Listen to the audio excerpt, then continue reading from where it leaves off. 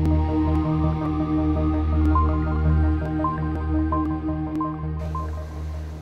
there, agents, followers and friends, and welcome to another CIA quarterly report.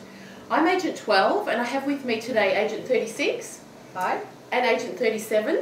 Hi. And we're here to discuss the Cancer Ingress chart as a way of looking at the next 3 months ahead and how we can best be prepared for what's coming up.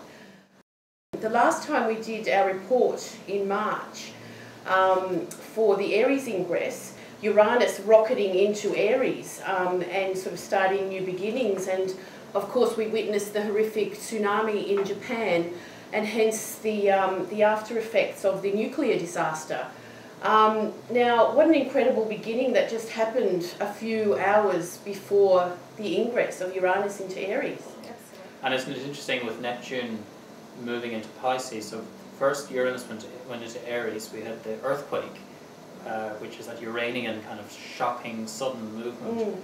And then it was followed, just like the Uranus ingress into Aries was followed by Neptune into Pisces, it was followed by this huge inundation, this tsunami wave.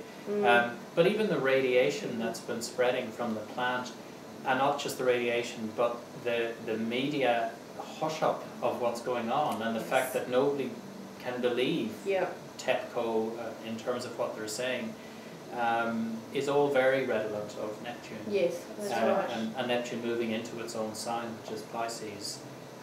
There's this sense that there's invisible things going around in the air in the common fluid realms that are toxic. Well, it seems as though we're more aware of them though, aren't we? Because we're not being told the truth. So what leads to that, you know, from that is hopefully for the good of That's everything. right, yeah. But it's interesting actually though with Neptune in Pisces, what's recently just happened is Obama administration has announced they're opening up tracts of land in Alaska and again also in the Gulf of Mexico for oil and gas exploration. Right on the tails of these disasters that we've seen unfold there as well, which of course are also very Neptunian. It's just horrendous. There really definitely needs to be more containment around some of these Neptunian activities. I mean, all kinds of energy, regardless whether it's nuclear or there needs to be standards and regulations. But moving on, we're here to discuss the next 3 months and the Cancer Ingress chart. The Cancer Ingress denotes the summer solstice in the northern hemisphere and the winter solstice in the south. Ages 36 and 37, what do you see as the most prominent point of the Ingress chart this time? I guess one of the things that I've noticed is that the Sun is trine Neptune in this chart, so it kind of, I think at such a crucial point as an ingress, it seems to be bringing out or emphasising or highlighting the fact that Neptune has just moved into Pisces. There's a stronger awareness of things that are percolating and filtering through collective sort of consciousness, currently perhaps manifesting as lack of trust and you know, being able to, disillusionment and not being able to believe in people and perhaps hype and hysteria and things. The moon there too, of course, because the moon is also in Pisces with Chiron, highlighting that zone, if you like, that Piscean capacity for understanding and empathy and healing, I guess, connecting that through the Sun, which of course is ruled by the moon, Cancer influence through the moon. So my sense of that was, well, this is perhaps an opportunity, hopefully, to get this collective sense of feeling out there, more awareness concerning these issues of matters related to oil, gas, plastic in the ocean, all these things that are part of our world that really, I mean, just seem to be ignored. To start fixing it up. You know, clearly something has to be done. I mean, Pluto in Capricorn ultimately is asking us to live a more sustainable life. So, well, also the trine of Mercury to the Moon, which is quite exact, is also heightens that whole thing that we're so thinking about how to fix the planet. The water systems. It's imperative that we communicate that story right now. Yes. Perhaps also too with that Pluto and Capricorn with the Cancerian energy as well. that polarity often is about, I suppose, taking responsibility. Yeah, I suppose that's what the strong part of the Cancer sun here at the moment is, that all the good values start from home. In this chart we have a square, a very exact square between Mars and Neptune, and I think what that's saying is that Mars is in Gemini, the sign of Mercury, and Mars is about how aggression is shown, how we defend ourselves, how we fight, how we compete, and perhaps with Mars and Gemini there's a lot of strong aggressive words that are going to be coming about, but they're words that are not really based in anything substantial because they're squaring Neptune. There's a sense that perhaps a lot of people are making lots of very, very crazy threats which don't really have a lot to back them up, but they make everyone very frightened. Right. So I think this could be a feature of what we might see in the next quarter. So careful what you take in, or what news you read, or what information you deem as the truth. Yes. Well, I think this also links in with the Mercury-Saturn square, which also is very exact, and you know, when Mercury, which is the planet of communication, is squaring Saturn, which is all about, you know, the real truth and reality, and it's important to read between the lines. It's important to read between the lines and be very clear about what is really going on. That with Mercury being in Cancer and Saturn being in Libra, Saturn is drawing, and Saturn of course has only just recently gone direct in this chart, about 6 days beforehand. Saturn is drawing Mercury out. Saturn is challenging Mercury. Saturn in Libra is saying, let's be fair about things, let's get all the evidence and look at everything. Mercury in Cancer tends to be, I sort of feel I know what's right, I don't really need anyone to tell me, I don't need to look out and find any more information, it's sort of, it's okay, instinctively it feels good. But that square is, I think, challenging us to look very carefully at the facts that we're given. It sort of brings up that whole thing, that trust your gut feeling about how you take in information, because there is so much to sift through. But now Jupiter is in Taurus. Well, Jupiter in Taurus, I think, is also giving us an opportunity to become more practical about the way we're growing forward, moving forward. It's more practical, it's more resourceful. Now also around this solstice, starting from June the 1st, is the next series of eclipses. There will be 3 of them. One, the first being a solar eclipse at 11 Gemini on the 1st of June. The second, a lunar eclipse at 24 Sagittarius Gemini on the 15th of June. And the third, a solar eclipse at 9 degrees of Cancer on the 1st of July. For me, what's interesting about these eclipses, well, two things. The first thing is that the third eclipse, which is at 9 degrees of Cancer, is going to be opposing the sun of so many mundane charts of countries that were founded on the 1st of January. And if they're founded on the 1st of January, their sun is either going to be at 8 or 9 or 10 Capricorn, and so this eclipse will be opposing that sun, and that's for a whole lot of different countries. Including Australia. And therefore also conjunct Pluto, or close to.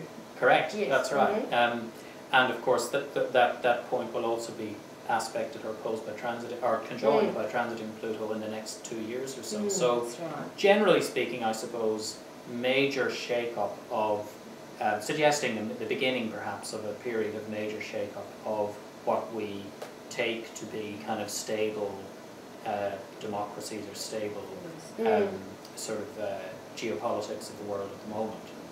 The other thing I'd say about these eclipses is that when you look at the first eclipse, the one on the 1st of June and the one on the 15th of June, as an astrocartography map laid over the world, you find that the Uranus, Saturn and Pluto lines on those charts, in both of those charts, seem to cross and emphasize the area of Pakistan, Afghanistan and the eastern part or the western part of India, but particularly Pakistan. I think it's also added to by the fact that the first eclipse lands right on the north node of the chart of the Republic of Pakistan, This particular eclipse, the one at the beginning of July, is actually the first in the Saros series. A new Saros series is beginning. Hence, it's only a partial eclipse, and it's only going to be visible in a very, very small area. In fact, I read somewhere that they said perhaps nobody will actually see this partial eclipse because it's right down near Antarctica in the Southern Ocean somewhere below Africa. Just a tiny part of the globe will actually be able to witness it. But it is the first in a series, and we haven't had a new Saros series begin at all since 1928. Oh, really? So there is a kind of a new vibration, if you like. It's interesting also that the 9 degrees of Cancer eclipse is Julian Assange's degree of his sun.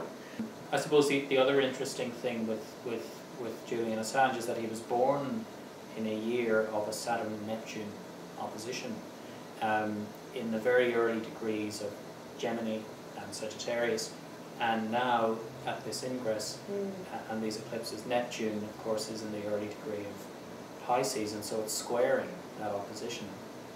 And just like we said earlier about in the ingress chart, Mars squaring Neptune is about people using information to fight, but information that may not be true or may not be believable, propaganda and that sort of thing. But it seems that that's actually keying into that very opposition which he was born under. Now, moving on, 36, you've done a lot of research on the Venus and Mars cycle. They've just had a conjunction a few weeks ago in Taurus, and their next one now won't be for 22 months. Yes. What can you tell us about their interesting relationship? Well, it is a fascinating cycle. The cycle is very complex. Suffice it to say that this particular conjunction in Taurus that we've just witnessed obviously is emphasising the Taurian and therefore the Venus qualities of that conjunction are coming to the fore. So it's a very sustaining influence, particularly since we won't have another conjunction until April 2013. This time, I think, when we're looking for what is real and to harness something that's tangible, I think is where this focus is coming now for the next 2 years. I think it's something we can all do by focusing on our own values, what is important to us. Is that because they met in Taurus? I think the conjunction the cycle started in Taurus? This particular one is in Taurus. There is a sense of new standards, if you like, or new approaches being taken to ensure that we have some kind of framework that's environmentally sustainable, for example. That's very appropriate. Feminine values, all this sort of stuff. So I think it's coming back on a personal level. It flows in very nicely with the feminine energies of the eclipses, and I think this cycle is, in a sense, it's a very creative energy.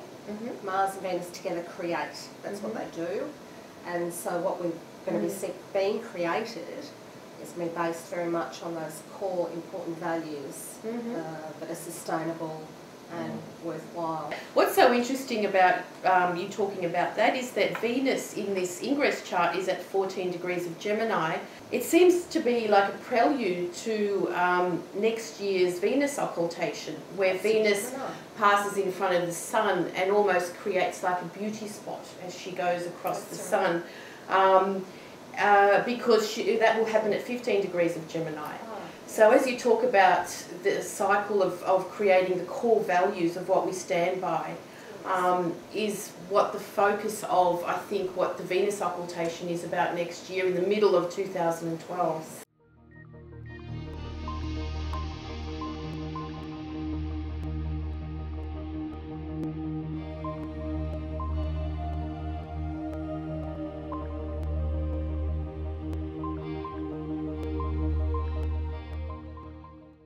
So thank you everyone for joining us this time, and I'd especially like to thank Agent 36 and Agent 37 for being with me this time.